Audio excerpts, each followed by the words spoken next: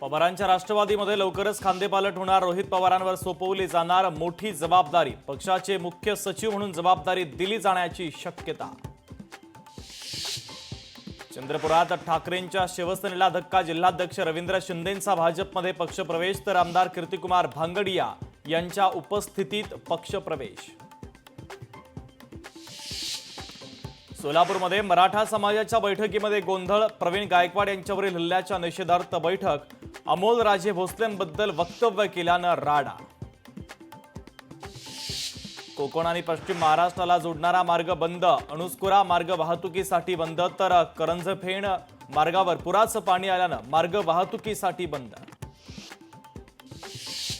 जालना जिल्ह्यातील मुलींची सुरक्षा वाऱ्यावर. जिल्ह्यात शासकीय आणि खासगी अशा 2444 शाळांपैकी केवळ 747 शाळांमध्ये सीसीटीव्ही कॅमेरे नसल्याची माहिती.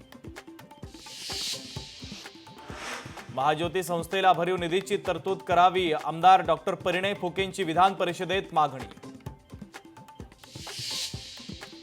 अवैध गुटखा वाहतूक करणाऱ्यांवर संभाजीनगरच्या फरदापूर पोलिसांची कारवाई. तर एका कारसह 17 लाख रुपयांचा मुद्देमाल केला जप्त.